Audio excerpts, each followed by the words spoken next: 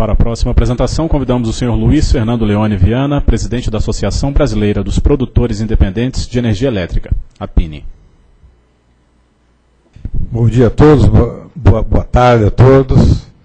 Gostaria inicialmente de agradecer o gentil convite da ANEEL, feito pelo nosso amigo Hércio, e para falar desse importante tema que é sustentabilidade. Vamos tentar também fazer uma apresentação de uma maneira mais provocativa, né, para deixar aí as questões fluírem e a gente possa discutir depois. Muitas das coisas foram faladas já e com isso a gente pode abreviar a nossa apresentação.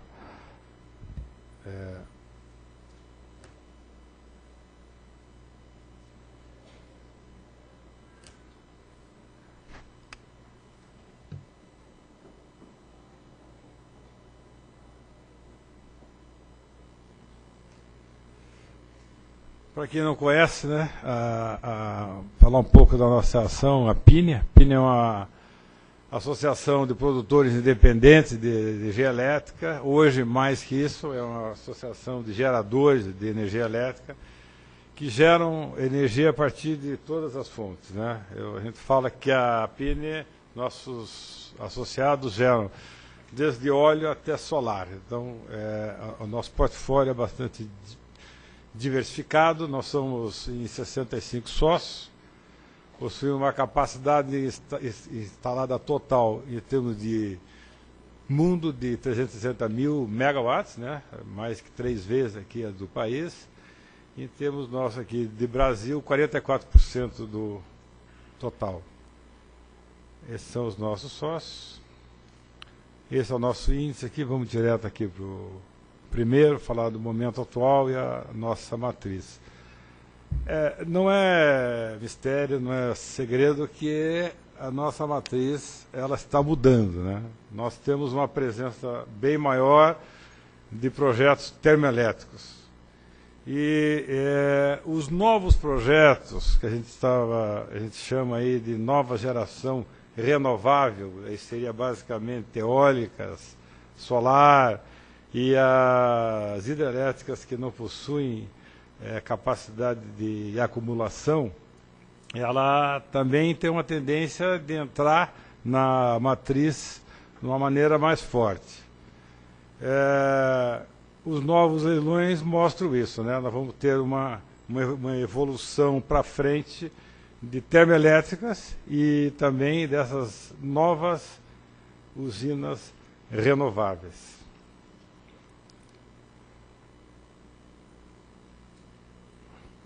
Na matriz atual, nós temos uma presença ainda, né, muito grande de hidrelétricas, aí, com 71%, solar ainda não está aparecendo, eólica 2%, biomassa e térmicas 19%. Né? Vendo com mais detalhes as nossas térmicas, hoje a maioria é gás, carvão, mas temos uma presença importante aí de óleo, né? Tanto óleo combustível como óleo diesel. Nuclear, um percentual pequeno.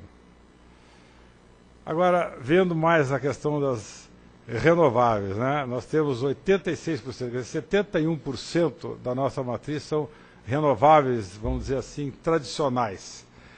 E temos das novas renováveis 10%. As térmicas hoje representando 19%. Na questão da expansão, né, nós temos aí o período até 2018.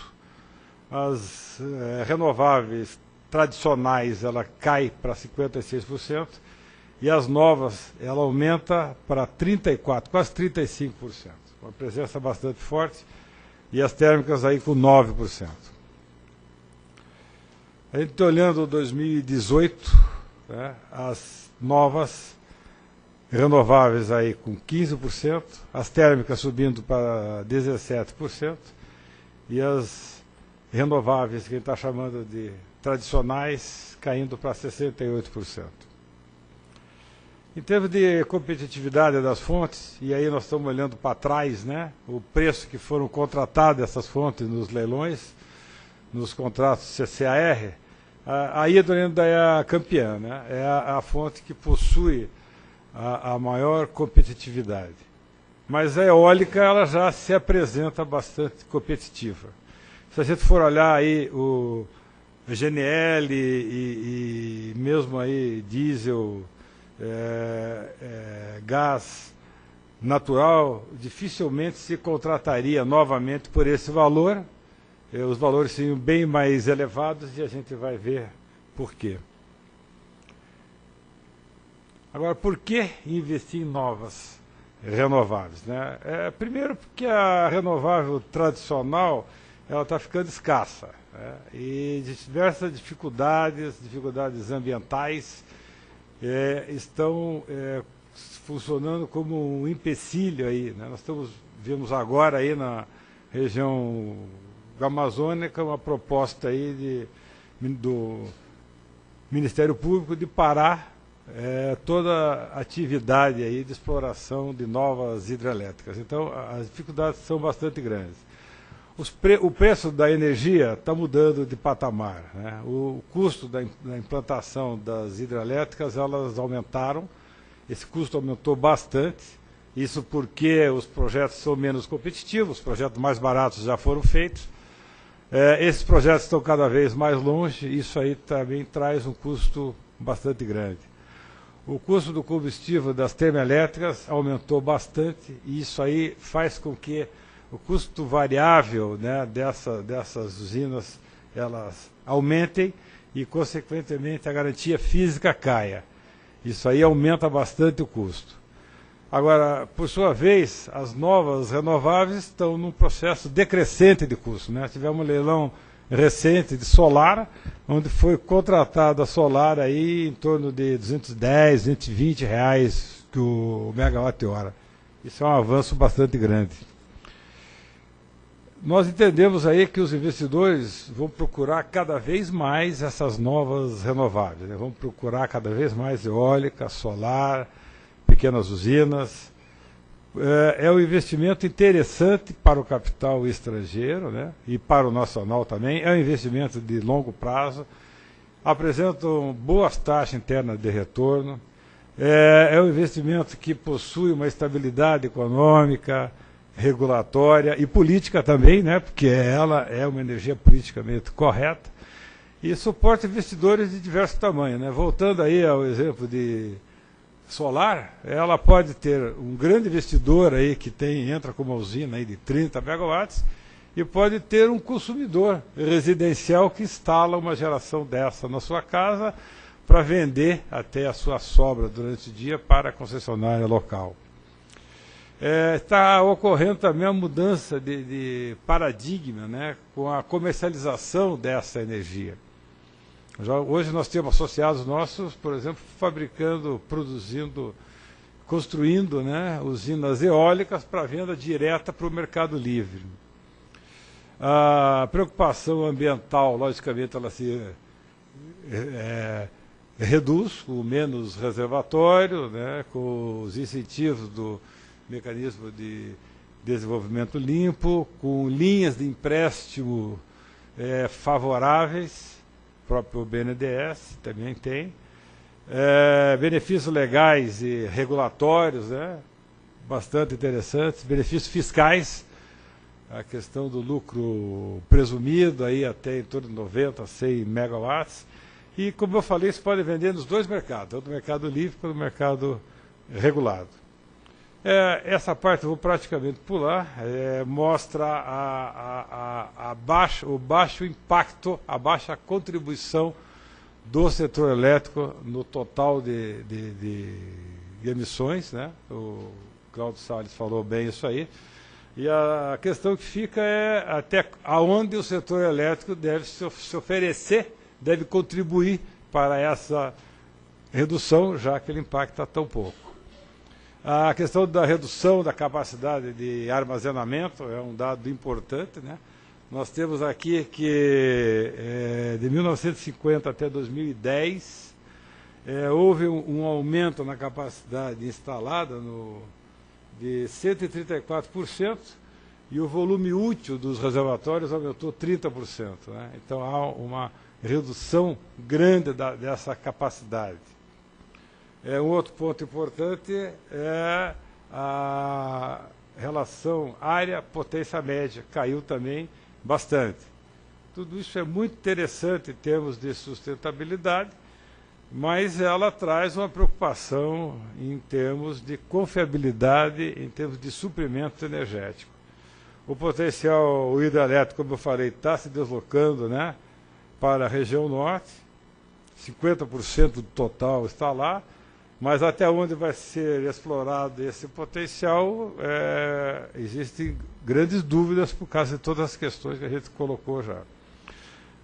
Esse dado é bastante interessante. Nós temos dentro da associação um projeto de P&D que vamos apresentar no dia 11 agora de dezembro, que ele visa analisar o impacto das mudanças climáticas na hidrologia e na garantia física das usinas. É um projeto que olha para frente, e esse projeto teve a participação do INPE, né, que fez algumas simulações bastante interessantes, que eu vou mostrar aqui. Se a gente for olhar as mudanças climáticas até 2040, na região sudeste, onde você tem grandes reservatórios e onde você tem grande possibilidade de geração, há uma perspectiva que essas vazões caiam até 15%.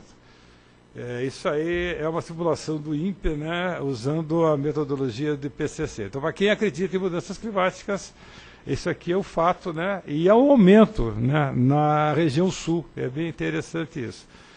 E, se a gente olhar o horizonte 2070, né, 2041, 2070, mantém-se, até acentua-se essa queda de vazões aí na região sudeste e centro-oeste. Essa comparação ela é feita no período 1960-2000, né? Então esse período compara o período 1960-2000, e pegando aqui 2100, né, 2099 também acentua-se ainda mais. Agora, a segurança do sistema, né? Eu já estou com o tempo esgotado, são os últimos slides. Nós temos um sistema altamente dependente de usinas hidro. Agora, com a dificuldade de construção dessas usinas, né, e com a questão das mudanças climáticas que a gente mostrou, como é que fica essa questão? É interessante que mesmo com o chamado PIBinho, né, o nosso setor elétrico ele cresce a cada ano. Nós precisamos acrescentar na matriz, segundo os dados da EP, cerca de 3 mil megawatts médios todo ano. Isso aí, conforme a fonte, aí dá de 5 a 6 mil megawatts. Então nós temos que crescer a oferta, né? Essa rota, então, de expansão via hidrelétricas, ela é bem menos robusta do que aparenta ser pelos motivos que a gente colocou. Quais são as soluções? Aumentar a capacidade de armazenamento? O Cláudio falou, tem dificuldades tanto físicas, embora hajam soluções, o próprio doutor Gomide sugere construções de barramentos nas cabeceiras, né? Mas não é simples. Aumentar a participação das térmicas, térmicas com menor custo, né? Qual que seria a tecnologia? Gás, carvão, nuclear. A redução do consumo com eficiência energética, foi falado aqui do negawatt. Incentivar a resposta da demanda que está acontecendo agora com as bandeiras tarifárias. A implantação de redes inteligentes, smart grid. Aumentar a participação da geração distribuída é algo que a nossa associação está trabalhando bastante nisso. A rede está adaptada para receber o smart grid, essas novas tecnologias. O que deve acontecer antes? E aumentar ainda mais a eficiência das renováveis, né? Isso tem acontecido, né? Essas tecnologias. A solar, mais uma vez, é um exemplo de aumento de eficiência crescente. Considerações finais. Qual que é a melhor solução, né? Existe uma fórmula aí para a sustentabilidade tanto da segurança, né, e como dos negócios. A gente acha que não tem uma solução única. Talvez a combinação de todas essas provocações que eu fiz aqui seja uma solução, né? Você ter um mix de usinas respeitando a vocação de cada fonte, né? Por exemplo, a térmica a óleo tem a vocação de emergência, não de geração na base, como está sendo feito hoje.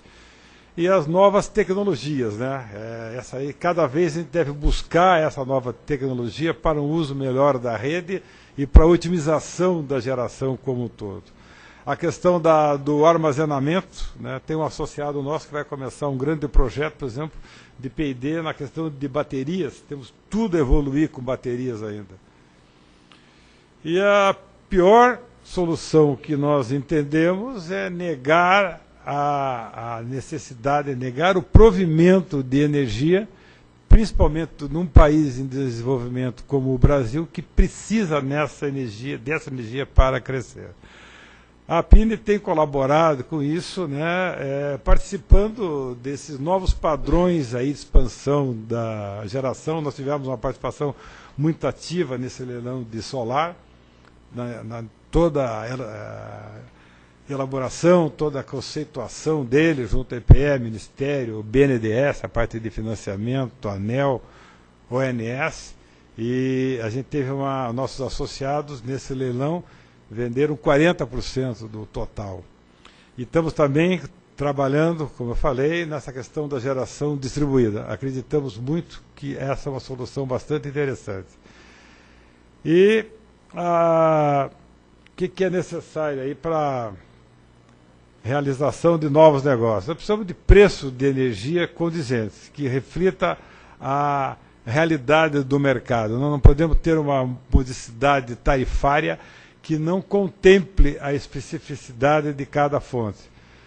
Evidentemente, se a gente vai pensar em contratar só por modicidade tarifária, nós teríamos só a contratação de energia hidrelétrica, né, tradicional e eólica, mas eu acho que nós precisamos bem mais que isso.